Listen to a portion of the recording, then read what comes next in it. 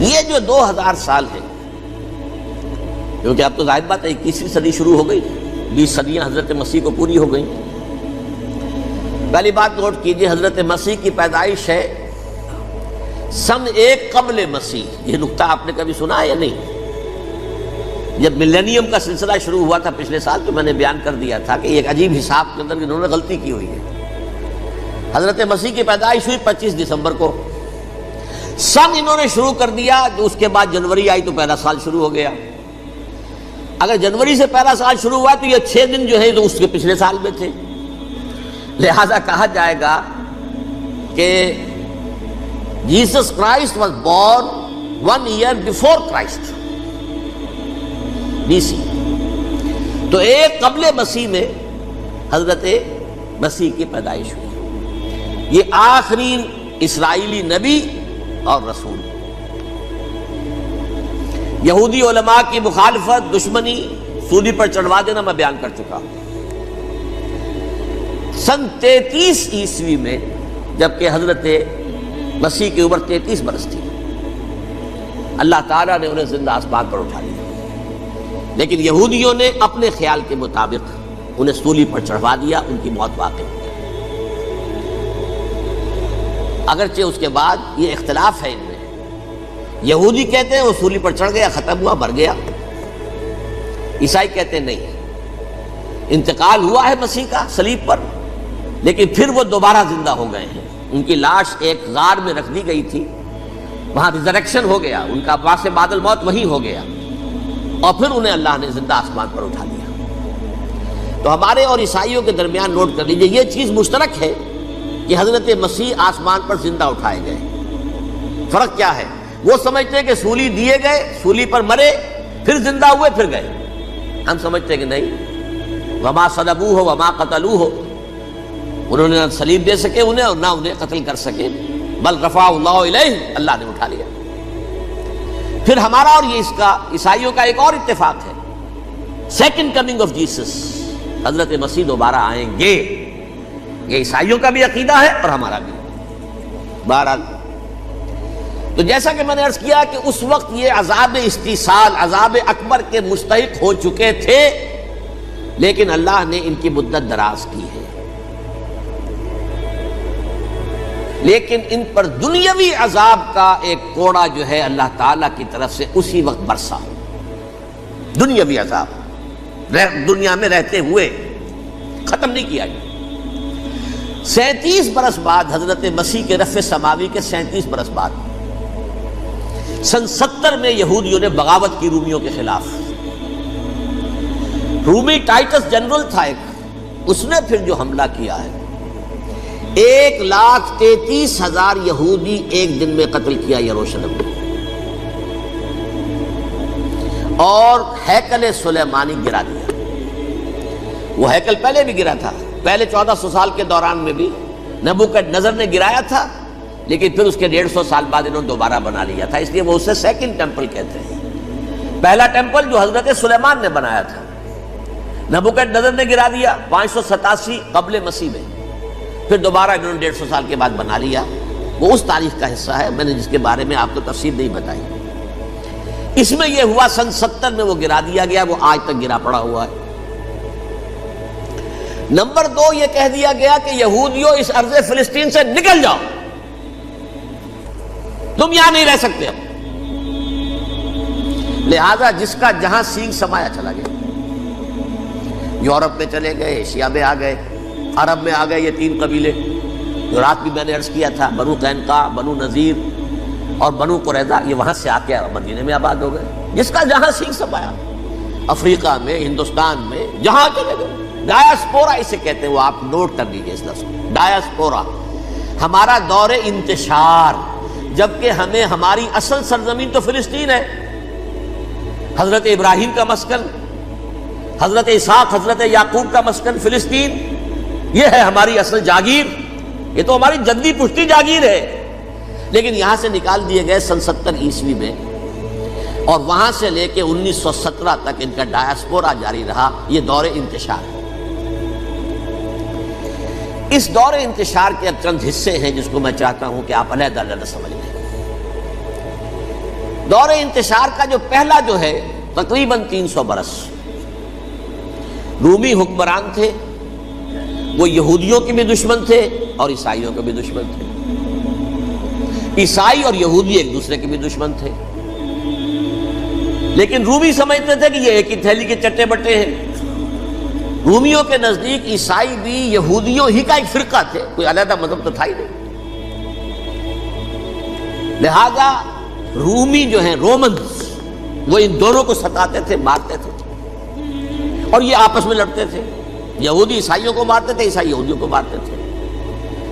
یہ ہے 300 برس تک کی تاریخ۔ سن 300 عیسوی میں کیا ہوا؟ ایک معجزہ ہو گیا۔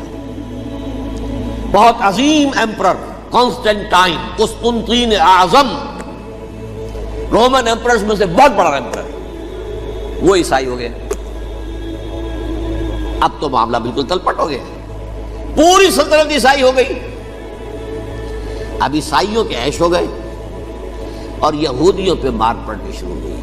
اب عیسائیوں کا آپ خود سوچئے کہ جنہیں وہ خدا بنا بیٹھے ہیں، خدا کا بیٹا قرار دے رہے ہیں، ان کے قاتل کون؟ یہودی بدماش۔ لہذا ان کی وہ پٹائی شروع ہوئی ہے یورپ میں، پوری رومن امپائر میں انہیں ذلیل کیا گیا۔ شہروں میں آمد بند، علیحدہ رہو، گھیٹوز کے اندر رہو۔ یہودی کا نام جو ہے وہ گالی بن گیا، جیسے آج بھی یہودی گالی کہتے ہیں، جیسے خنزیر کا لفظ، آخر وہ بھی اللہ کی مخلوق ہے، لیکن آپ کو معلوم ہے کوئی شخص زبان پہ نام نہیں لانا چاہتا خنزیر کا، سور کا، ہے تو مخلوق، وہ بھی ایک حیوان ہے۔ ایسے ہی یہ ہے یہودی، یہودی گالی، جھوٹ گالی۔ لہذا ایک طرف تو ان دونوں کے درمیان دشمنی، جس کو قرآن کہتا ہے وَأَغْرَيْنَا بَيْنَهُمُ الْعَدَاوَةَ وَالْبَغْضَاءَ، ہم نے ان کے مابین دشمنی جو ہے پیدا کر دی ہے۔ اور جب یہ پوری سلطنت عیسائی ہو گئی تو قافیہ تنگ ہو گیا یہودیوں کا۔ اب آئیے 571 عیسوی، یعنی جبکہ ڈائسپورا کو کتنا عرصہ ہو چکا تھا؟ 500 برس۔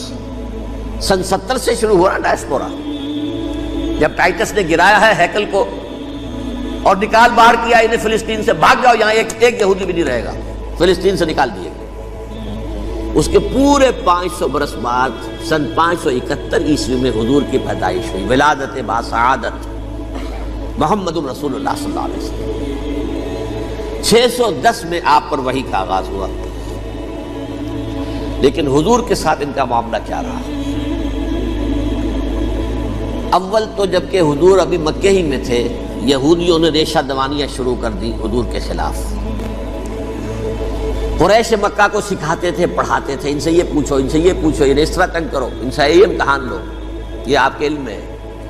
سورہ بنی اسرائیل میں، سورہ کہف میں وہ سوالات، جو امتحانی سوالات آئے تھے، ذوالقرنین کون تھا، اصحاب کہف کون تھے، تم رسول بنے پھرتے ہو تو بتاؤ، اور یہ روح کی حقیقت کیا بتاؤ۔ یہ ساری ریشہ دوانیاں کر رہے تھے بیٹھے ہوئے، ابھی وہیں پر حضور ابھی پہنچے بھی نہیں۔ ہجرت فرما کر حضور تشریف لے آئے تو حضور نے، جسے ماسٹر سٹروک کہا جائے گا، یعنی اسٹیٹس مین شپ کا ماسٹر سٹروک، آپ نے مدینے میں آتے یہودیوں کے ساتھ پیکٹ کر دیا، جوائنٹ ڈیفنس پیکٹ آف مدینہ، کہ اگر مکے والے ہم پر حملہ کریں گے تو ہم مل جل کر ایک قوم کی حیثیت سے مقابلہ کریں گے۔ یہ میثاق مدینہ کہلاتا ہے، جس کے بہت غلط معنی پہنائے جا رہے ہیں آج کل۔ بہرحال میں موضوع میرا چونکہ یہ نہیں، میں ادھر نہیں جاؤں گا۔ لیکن ہوا کیا؟ ہر مرتبہ یہ خیانت کے مرتکب ہوئے، ان نے جو عہد کیے تھے ان سے پھرے، اندر ہی اندر سازش، ریشہ دوانی، حضور کی بدترین دشمنی۔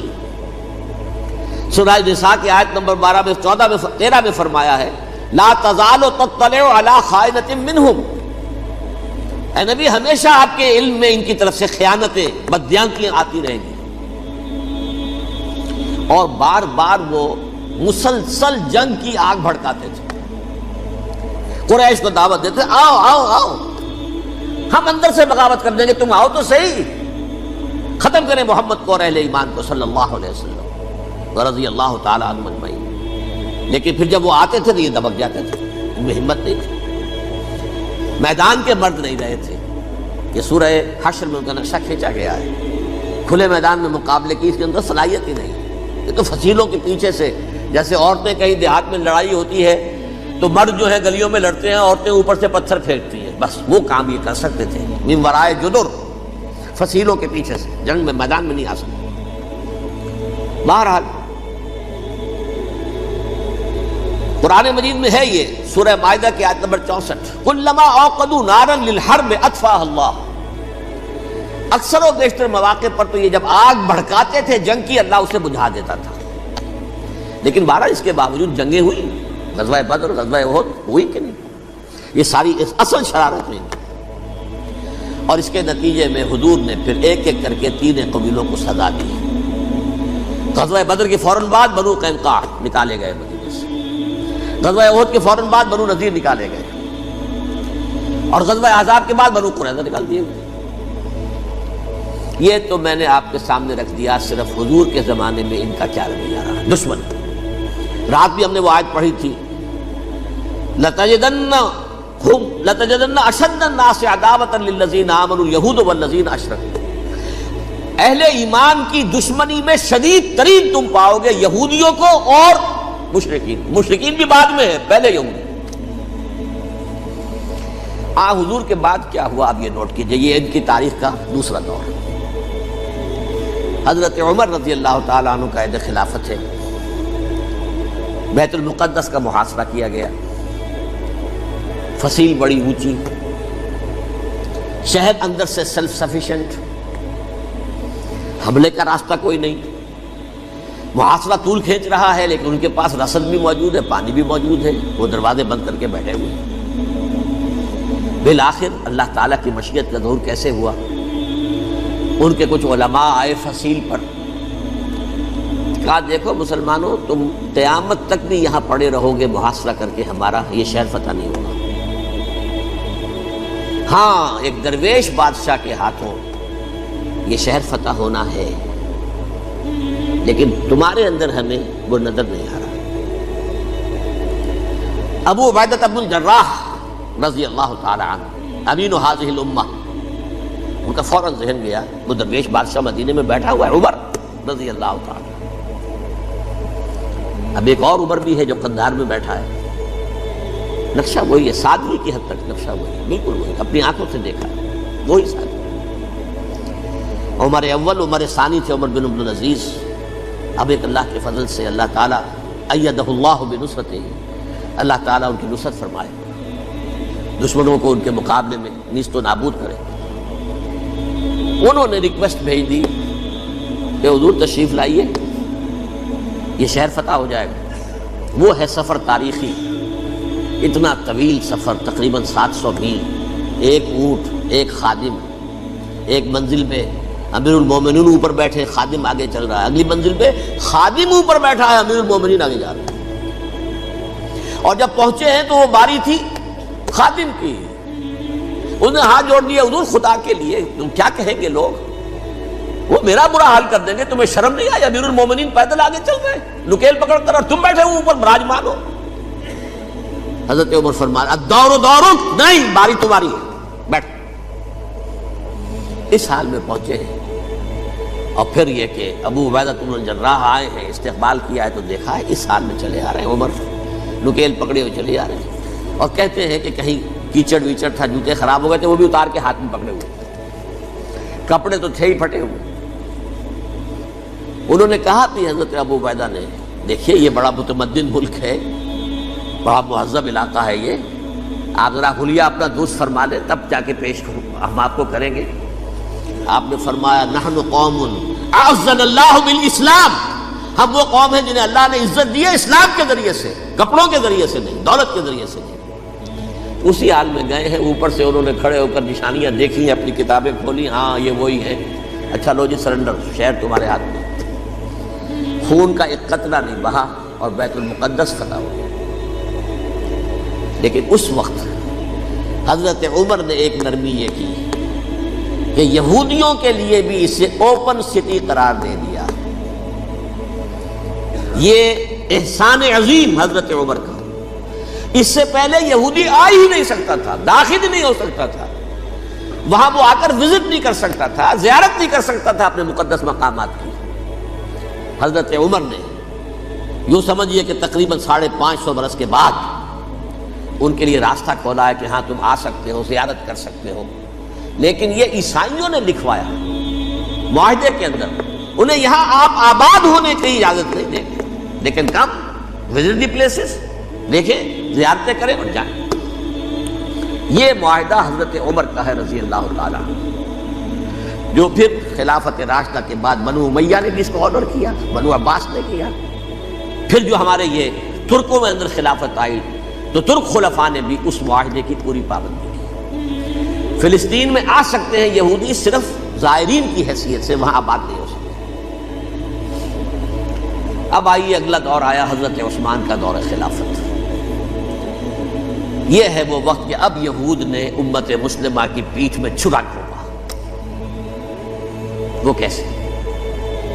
ایک یہودی عبداللہ ابن سبا اسلام کا لبادہ اوڑھ کر آ گیا، معاشرے کا جائزہ لے لیا، ان میں بنو ہاشم اور بنو امیہ میں جو پرانی کشاکش تھی اس کے کچھ نہ کچھ جراثیم باقی ہیں، اگر ان کو ذرا بھڑکا دے تو مسلمانوں میں انتشار پیدا ہو جائے۔ کہا یہ عثمان کون ہے؟ یہ تو بنو امیہ میں سے ہے، یہ حق تو بنو ہاشم کا ہے، خلافت ان کے پاس ہونی چاہیے، محمد کے تو رشتہ دار وہ ہے صلی اللہ علیہ وسلم۔ عوام الناس کے اندر بات پھیلنی شروع ہوئی، پھر ایک بڑی سازش کے انداز میں حضرت عثمان کے خلاف پروپیگنڈا، حضرت عثمان کے جو عاملین تھے، گورنر تھے، ان کے خلاف پروپیگنڈا، اور ایسی ہوشیاری کرتے تھے کہ کوفے میں کوفے کے حاکم کے خلاف کچھ نہیں کہنا، اجی مصر میں یہ ہو رہا ہے، اجی شام میں یہ ہو رہا ہے، اجی یہ جو عثمان ہے وہ یہ کر رہا ہے، یہ ظلم ہو رہا ہے، یہ لوٹ مار ہو رہی ہے، یہ خیانتیں ہو رہی ہیں۔ اب نہ تو اس زمانے میں مینز آف کمیونیکیشن، کیسے تصدیق کریں؟ افواہیں تو آپ آج کراچی کے اندر شروع ہو جائے تو پتہ نہیں چل سکتا کسی کو کہ کیا اس میں صداقت ہے کیا جھوٹ ہے، اور بری بات جو ہے فطرت انسانی کی کمزوری ہے وہ فوراً قبول کرتا ہے، کسی کے بارے میں اچھی بات ماننے کو تیار نہیں ہوتا لیکن بری بات تو فوراً تیار ہے۔ بہرحال یہ فتنہ انہوں نے اٹھایا، حضرت علی کی الوہیت کا فتنہ اٹھایا، حضرت عثمان کے خلاف الفتنۃ الکبریٰ برپا کیا، حضرت عثمان شہید ہوئے۔ اس کے بعد 5 برس تک مسلمان ایک دوسرے کی گردنیں کاٹتے رہے، باہمی خانہ جنگی ہوئی، امت کو وہ زخم لگایا ہے جو آج تک جس سے خون رس رہا ہے۔ یہ شیعان عثمان اور شیعان علی تھے جو بعد میں پھر سنی اور شیعہ ہو، اور آج تک فتنہ کس نے جگایا؟ ایک عبداللہ ابن سبا یہودی اور اس کے کارندے، شیطان کا ایجنٹ، اور انسانوں میں سے بھی اس کے جو بھی حواریین تھے اور شیطانوں کے اندر سے بھی تھے، انہوں نے بھی اس آگ کو بھڑکایا۔ یہ آپ سوچ لیجئے کہ یہ کس نے وہ زخم لگایا؟ یہودی۔ اگلا دور آیا، خلافت راشدہ ختم ہوئی، بنو امیہ کا بھی دور کافی گزر گیا۔ طارق ابن زیاد 712 عیسوی میں حملہ کرتے ہیں اسپین پر۔ اسپین اس وقت عیسائیت کا بہت بڑا گڑھ، بڑے کٹر ترین عیسائی جو ہے وہ اسپین میں تھے، لہذا یہودیوں کی وہاں بہت پٹائی ہوتی تھی، یہ میں بتا چکا ہوں، دشمنی تھی ان کی تو چلی آ رہی تھی عیسائیوں کے ہاتھوں یہودیوں کی، وہ تو سن 300 عیسوی سے ایمپرر کانسٹنٹائن کے بعد سے شروع ہو گئی تھی۔ اس حوالے سے یہودیوں نے اس وقت چالاکی یہ برتی، کچھ راستے واسطے بتائے، کچھ مدد کی طارق ابن زیاد کی۔ طارق ابن زیاد نے انہیں اپنا محسن سمجھا، ہسپانیہ فتح ہو گیا تو یہودی چونکہ محسنین کی فہرست میں آ چکے تھے، انہیں بہت اقتدار نصیب ہوا، بڑی سپورٹ مسلمانوں نے دی۔ ان کے بڑے بڑے علماء جو ہیں اسی دور کے اندر پیدا ہوئے، بڑے بڑے تھنکرز ان کے اسی دور میں پیدا ہوئے۔ بن گوریون جو کہ ایک وزیر اعظم تھا اسرائیل کا، اس نے یہ لکھا ہے اپنی کتاب میں، Muslim Spain was the golden era of our diaspora. وہ ڈائسپورا جو 70 عیسوی سے شروع ہوا تھا اور 1917 عیسوی تک جاری رہا ہے، اس میں سے گولڈن ایرا ہمارا جو تھا وہ مسلم اسپین کا، ہسپانیہ میں بیٹھ کر ہم عیش کیے۔ لیکن وہاں سے انہوں نے اور جو کچھ کیا، یہ تو داستان کے تو بہت سے گوشے ہیں، لیکن میں جس اسٹریٹ لائن میں چل رہا ہوں اس کے اعتبار سے ایک بات سمجھ لیجیے، وہاں بیٹھ کر انہوں نے اب عیسائیت کی پیٹھ میں چھرا گھونپا، پروٹیسٹنٹ مذہب پیدا کیا، تقسیم کر دیا، جیسے شیعہ سنی کی تقسیم، عبداللہ ابن سبا، رومن کیتھولک اور پروٹیسٹنٹ کی تقسیم، یہودی علماء۔ ہوتا کیا تھا؟ ہسپانیہ کی یونیورسٹیاں ہیں، کارڈووا میں ہے، ٹولیڈو میں ہے، گریناڈا میں ہے، غرناطہ، قرطبہ، تولیتلا، اور وہاں آتے تھے لوگ، فرانس سے چلے آ رہے ہیں نوجوان پڑھنے کے لیے، جرمنی سے چلے آ رہے ہیں، اٹلی سے چلے آ رہے ہیں، تین ہی ملک قریب ترین پڑھتے ہیں سینٹرل جو یورپ کے ہیں۔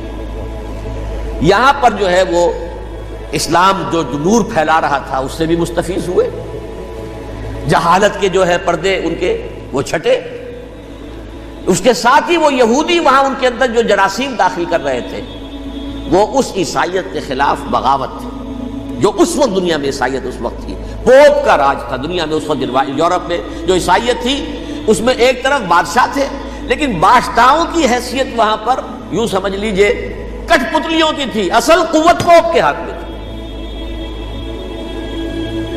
اور پوپ کو انہوں نے جیسے قرآن نے کہا اتخذوا احبارهم ورهبانهم اربابا من دون اللہ، کیونکہ سینٹ پال نے شریعت موسوی ساقط کر دی تھی تو اب شریعت تھی ہی نہیں، پوپ کو اختیار تھا جس چیز کو چاہے حلال قرار دے دے، جس چیز کو چاہے حرام قرار دے دے۔ اتخذوا احبارهم ورهبانهم اربابا من دون اللہ۔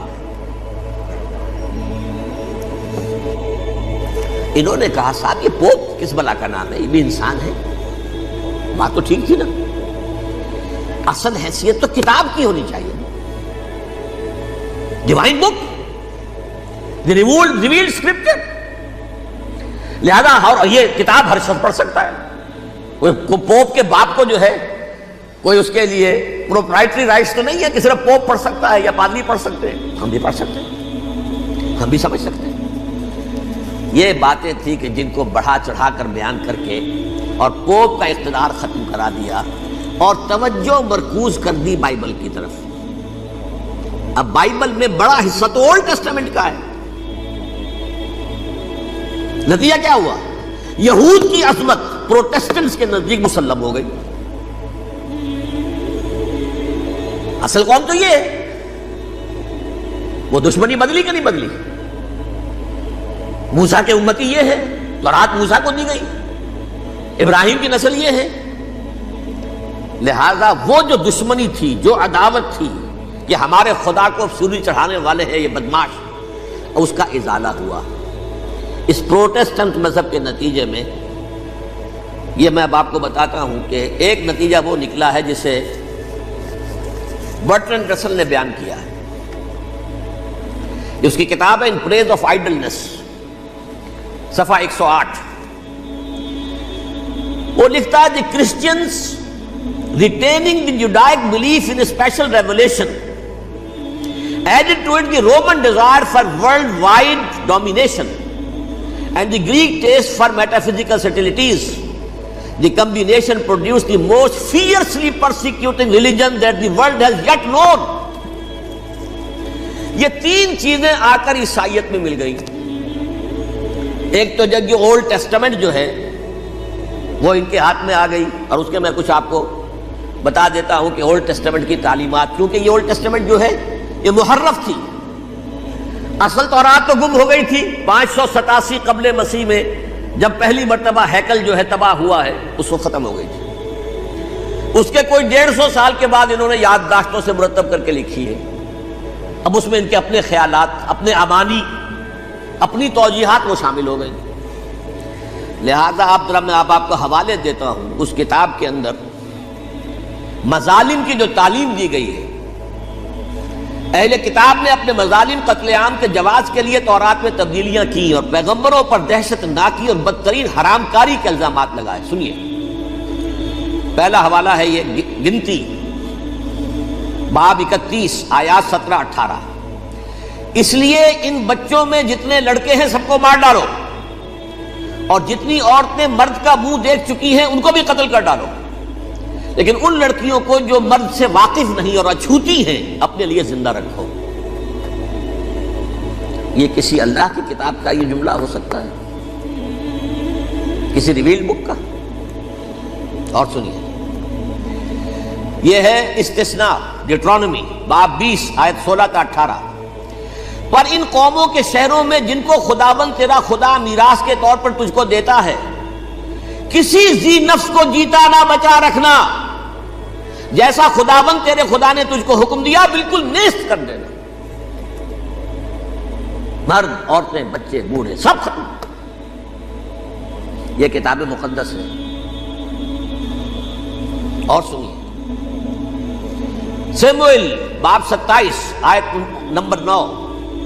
اور داؤد نے اس سرزمین کو تباہ کر ڈالا اور عورت مرد کسی کو جیتا نہ چھوڑا۔ نمبر 4، ان سب آباد شہروں کو ماں، عورتوں اور بچوں کے بالکل نابود کر ڈالا۔ کتاب استثناء باب 3 آیت 6۔ یہ ہے جو کہہ رہا ہے برٹرینڈ رسل، کرسچینٹی میں آ کر یہ تین چیزیں شامل ہو گئی۔ ایک تو یہ باربیرین، یہ تعلیم جو ہے، اور یہ مذہب کے نام پہ تعلیم، یہ کتاب مقدس کی تعلیم۔ نمبر 2، رومنز کے اندر جو ایک تمنا تھی ورلڈ ڈومینیشن کی، وہ عیسائیت کے اندر آ گئی، اس لیے کہ پوری رومن امپائر جو ہے عیسائی ہو گئی، تو اسے وراثت کے اندر ورلڈ ڈومینیشن کی جو ایک تمنا تھی وہ مل گئی۔ اور پھر یہ کہ انہوں نے جو توہمات تھے یونانیوں کے، ان کو بھی اپنے ہاں مختلف شکلوں کے اندر جمع کر لیا۔ ان تین چیزوں کا the combination produced the most fiercely persecuting religion that the world has yet known. اس کے نتیجے میں دنیا میں تاریخ انسانیت کے اندر جو بدترین خوخار ترین مذہب ہو سکتا ہے، وہ شکل عیسائیت نے اختیار کی۔ اور اس کا مظہر عتم کیا تھا؟ نوٹ کیجیے، صلیبی جنگیں۔ ایک بات ٹائم ٹیبل کے اعتبار سے نوٹ کر لیجئے گا، فرسٹ ملینیم ختم ہوا، سیکنڈ شروع ہوا۔ ان کے 1000 سال ختم ہوئے تو 11ویں صدی میں سیکنڈ ملینیم شروع ہوا، تو پہلی صلیبی جنگیں ہوئی، لاکھوں مسلمان قتل کیے۔ صرف یروشلم کے اندر اتنا خون بہایا، اتنا خون بہایا ہے کہ خود ان کے ہسٹورینز لکھتے ہیں کہ جب ان صلیبیوں نے، جب گھوڑوں کے ساتھ وہ چل رہے تھے گلیوں میں، تو ان کے گھوڑوں کے گھٹنوں تک خون کی ندی بہ رہی تھی۔ جہاں سے گزرے ختم کرتے چلے گئے، آبادیاں کی آبادیاں ختم کر دی۔ اگرچہ اس کروسیڈ میں گیہوں کے ساتھ گھن بھی پسا، یہودی بھی بہت مارے گئے۔ یہ فرانس سے، جرمنی سے جب یہ کروسیڈرز آ رہے تھے، 3000 میل کا سفر طے کر کے آئے تھے۔ سوچئے تو صحیح، اربن ثانی پوپ جو تھا، آگ لگا دی تھی اس نے پورے یورپ کے اندر۔ شرم سے ڈوب مرو، تمہارے مقدس علاقے مسلمانوں کے ہاتھ میں، انفیڈلز، یہ کافر، یہ مرتد، یہ ملحد۔ مسیح جہاں پیدا ہوا، مسیح کو جہاں سولی دی گئی، وہ کہاں ہے؟ ان کے ہاتھ میں۔ وہ آگ لگائی ہے، 3000 میل کا فاصلہ طے کر کے یہ قوم آئی ہے، اور جو تباہی مچائی ہے تاریخ انسانی میں، ایسی بربریت کی کوئی مثال۔ اور یہ ان کے اپنے ہسٹورینز لکھتے ہیں، شرم کے مارے ایسے محسوس ہوتا ہے جیسے ان کی گردنیں جھکی جا رہی ہیں۔